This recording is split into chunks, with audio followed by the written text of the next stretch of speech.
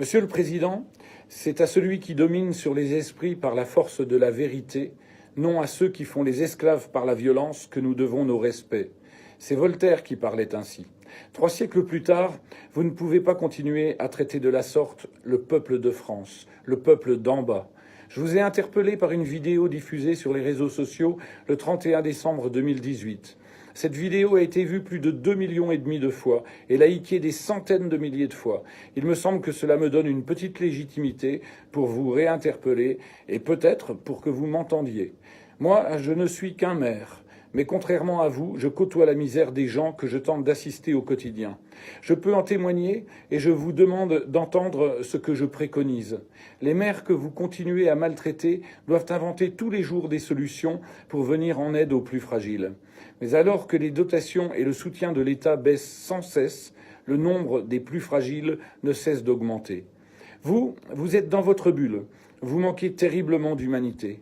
Si je peux me permettre, vous avez besoin d'amour. Mais comme le disait le slogan, on ne tombe pas amoureux d'un taux de croissance. Depuis 20 semaines, les gilets jaunes sont là. Vous avez tout essayé pour éradiquer la contestation, à commencer par le mépris, vos petites phrases, vos vacances à la montagne quand la situation est critique, mais surtout le fait d'ignorer les revendications. Personne n'a été dupe, votre grand débat a été le plus grand mensonge de la Ve République. Vous avez trouvé là le moyen de lancer la campagne de la République en marche pour les élections européennes, en captant les médias, en utilisant l'argent public et surtout en tentant d'affaiblir ce mouvement des Gilets jaunes. Chacun sait que ce grand débat, à l'arrivée, fera un grand floc. D'abord, vous avez brouillé les messages des Gilets jaunes en suggérant des réponses hors sujet dans l'annonce de votre grand débat. Ensuite, vous n'avez cessé d'associer les Gilets jaunes aux violences et aux dégradations. Dénigrement, mépris et tentatives d'affaiblissement. Chaque semaine, on nous annonce qu'ils seraient moins nombreux et moins mobilisés. Chaque samedi, les radios annoncent en début d'après-midi un essoufflement du mouvement en s'appuyant sur les chiffres du ministère de l'Intérieur, quand chacun sait que les Gilets jaunes dérangent principalement le ministre de l'Intérieur, exécuteur de vos basses œuvres. Mais chaque samedi soir, on finit par admettre que les Gilets jaunes sont toujours là et nombreux. Tout cela s'appelle de la manipulation. Alors pourquoi résistent-ils ainsi ? Parce que les Gilets jaunes sont le plus grand mouvement de précaires que la France ait connu depuis les sans-culottes de 1789. Ce sont de pauvres gens qui n'en peuvent plus, qui crient leur colère, qui sont sur une toute autre planète que vos ministres bavards et donneurs de leçons, ou que les commentateurs, les experts qui savent tout, les populistes de tous bords, les animateurs télé, les artistes engagés ou dégagés, qui inondent les ondes de leurs avis en une sorte d'incontinence indécente eu égard à leur propre salaire et à leur niveau de vie. La violence, je la condamne bien sûr, mais vous avez d'abord créé cette situation en étant vous-même violent et méprisant avec ce bas peuple. Puis il y a eu les infiltrés, ceux qui n'étaient pas gilets jaunes, mais qui ne cherchaient que la violence. Vous savez bien que ce genre d'imposture est possible. Quand Alexandre Benalla est auteur de violences dans une manif du 1er mai, casque à visière et brassard de police au bras, on appelle ça un infiltré, voyez-vous. Certes, par la suite, il y a eu certainement des gilets jaunes eux-mêmes violents. Mais vous les avez tant méprisés, vous les avez fait gazer, vous les avez fait tabasser, vous avez fait tirer sur le peuple. Vous êtes responsable de ces blessés, de ces morts, de ces mutilés à vie. Je continue à appeler au calme. Empêcher les commerçants, qu'ils soient riches ou non, de travailler est inadmissible. S'en prendre aux biens privés ou publics, aux symboles de la République ou à la police est inadmissible. Mais je continue à penser que les gilets jaunes et leurs actions sont nécessaires. Dans un pays où l'offre politique est médiocre et déconnectée de la réalité, il ne reste que cet espoir. Alors ne supprimez pas le droit de manifester, le droit de penser, le droit de dire haut et fort le désaveu majoritaire des Français.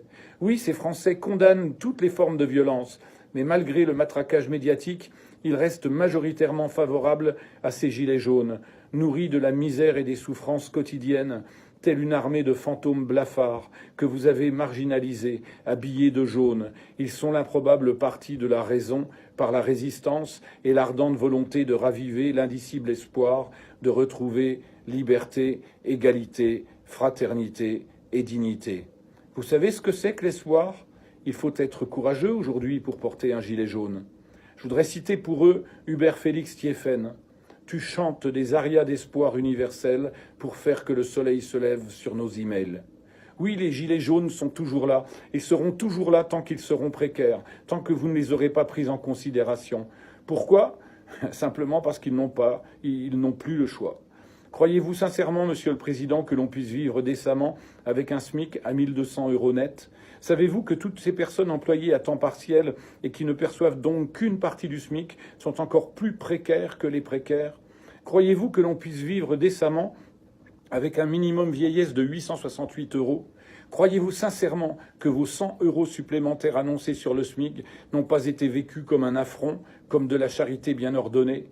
Cela signifie une inégalité républicaine instituée et subie à tous âges et partout. On ne naît pas dans les mêmes conditions en fonction de la région qu'on habite et de la proximité ou non d'une maternité. On ne gagne pas les mêmes salaires en fonction de la région où l'on vit, si l'on est un homme ou si l'on est une femme. On ne peut pas vivre décemment et se loger avec un SMIC à Paris. On n'est pas soigné de la même façon en fonction de sa situation économique et de la région qu'on habite. On n'a pas les moyens de payer un EHPAD quand on perçoit une retraite moyenne. Ça, Monsieur le Président, ça n'est pas le vieux monde, ça n'est pas le nouveau monde, c'est le vrai monde et la vraie vie. Et vous n'êtes pas du même monde.